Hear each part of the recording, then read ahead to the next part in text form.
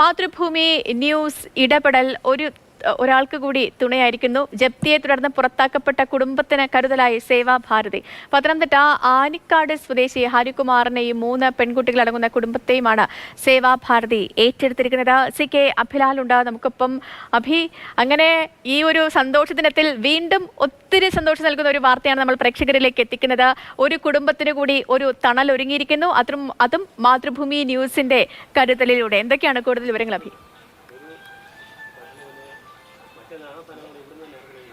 സേതു? ഏറെ സന്തോഷകരമായ വിവരങ്ങളാണ് പങ്കുവയ്ക്കാനുള്ളത്. കാരണം കഴിഞ്ഞ 14-ാം തീയതി മുതൽ ജപ്തി ചെയ്ത വീടിന് പുറത്ത് അന്തി ഉറങ്ങിയ 5-അംഗ കുടുംബമായിരുന്നു. അവർക്ക് സഹായവുമായി മേഖലയിലെ സേവാഭാരതി പ്രവർത്തകരാണ് എത്തിച്ചേർന്നിട്ടുള്ളത്. ആനിക്കാട് അവർ താമസിച്ചിരുന്ന വീട്ടിൽ നിന്ന് ഏറെക്കുറെ 8 കിലോമീറ്റർ അകലെ കീഴ്വായ്പൂർ പോലീസ് സ്റ്റേഷന് സമീപം സുബ്രഹ്മണ്യ സ്വാമി ക്ഷേത്രത്തിന് തൊട്ടടുത്തായിട്ടാണ് താൽക്കാലിക അടിസ്ഥാനത്തിൽ അവർക്ക് വാസസ്ഥലം ഒരുക്കിയിട്ടുള്ളത്. വാടക കെട്ടിടമാണ്.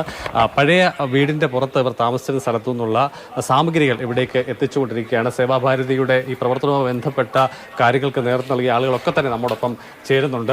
ഒരു വലിയ ആശ്വാസം ഈ കുടുംബത്തിന്. കാരണം 3 പെൺകുട്ടികളടങ്ങുന്ന ഒരു കുടുംബത്തെയാണ് നിങ്ങൾ താൽക്കാലികമായിട്ടാണെങ്കിലും സംരക്ഷിക്കാൻ തീരുമാനമെടുത്തിരിക്കുന്നത്. ഇത് മാതൃഭൂമിയിൽ വാർത്ത വന്നതിനെ തുടർന്ന് ഈ സേവാഭാരതിയുടെ പഞ്ചായത്തിൻ്റെ ചുമതലപ്പെട്ട ആളുകൾ ബന്ധപ്പെടുകയും പിന്നീട് വീട്ടിലേക്ക് വന്ന് നമുക്കിപ്പോൾ ചെയ്യാൻ സാധിക്കുന്ന കാര്യം എന്ന് പറഞ്ഞാൽ ഏറ്റവും അടിയന്തരമായിട്ട് വേണ്ടത് അവർക്കൊരു ഷെൽട്ടറാണ്.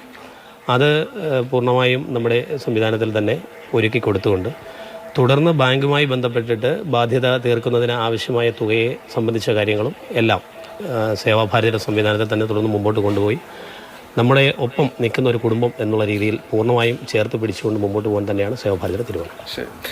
അൽകുമാർ ചേട്ടൻ, ഇദ്ദേഹമാണ് 2012-ൽ വീട് പുനർനിർമ്മാണ പ്രവർത്തനങ്ങൾക്കായി 2 ലക്ഷം രൂപ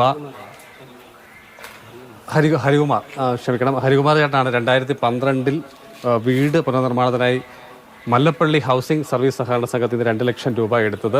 1.25 ലക്ഷത്തോളം രൂപ അടച്ചിരുന്നു അല്ലേ? പക്ഷേ വീട് തിരിച്ചു പിടിക്കാൻ കഴിഞ്ഞില്ല. പിന്നീട് 14-ാം തീയതിയാണ് ജപ്തി ഉണ്ടായത്. 6 ദിവസത്തെ ജീവിതം ഒരു വല്ലാത്ത അവസ്ഥയായിരുന്നല്ലേ? 6 ദിവസം മുറ്റത്ത് കിടക്കേണ്ട ഒരു അവസ്ഥയിലേക്കാണ് കാര്യങ്ങൾ പോയത്.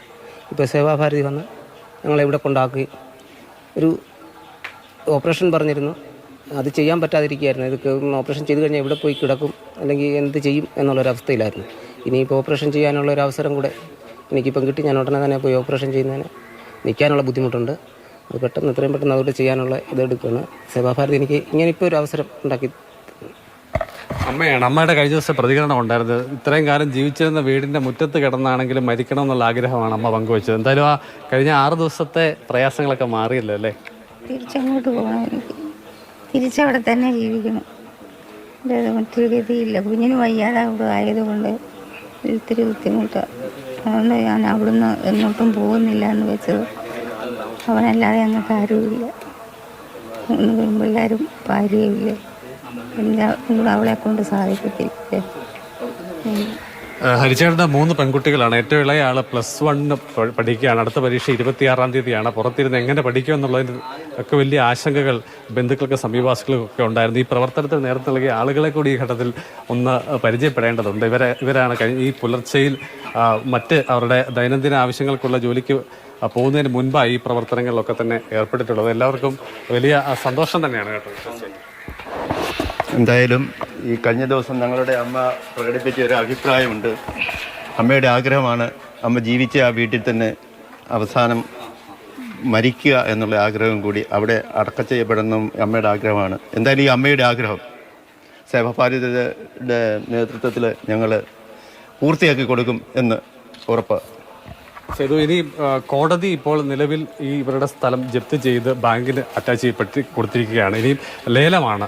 ആ ഘട്ടത്തിൽ ഇവർക്കത് ലേലം പിടിക്കാൻ കഴിയില്ല. എന്നാൽ സേവാഭാരതിയുടെ പ്രവർത്തനങ്ങളുമായി ബന്ധപ്പെട്ട ഒരു അടുത്ത പ്രൊജക്റ്റ് എന്ന തരത്തിൽ ആ വീട് ഇവർക്ക് നേടിക്കൊടുക്കാൻ വേണ്ടിയുള്ള ശ്രമങ്ങൾ കൂടി ഉണ്ടാകുമെന്നാണ് അവർ ഈ ഘട്ടത്തിൽ ഉറപ്പ് പറയുന്നത്. എന്തായാലും അനാഥമാക്കപ്പെട്ട ഒരു കുടുംബത്തിന് വളരെ വേഗത്തിലുള്ള വാർത്തയിലൂടെ ഒരു ഇടപെടൽ സാധ്യമായിരിക്കുന്നു. അവർക്ക് താൽക്കാലികമായ ഒരു വാസസ്ഥാനം തീർച്ചയായും അഭിലാൽ. കാരണം ഇങ്ങനെ അവർക്കൊരു തുണയൊരുങ്ങിയിരിക്കുന്നു. അതിൽ നമ്മളും ഭാഗവാക്കായി നമുക്കും അതിൽ ഒരു ഇടപെടൽ നടത്താൻ കഴിഞ്ഞു എന്നൊക്കെ പറയുന്നത് നമുക്ക് എല്ലാവർക്കും സന്തോഷിക്കാൻ കഴിയുന്ന ഒരു കാര്യം കൂടി തന്നെയാണ്.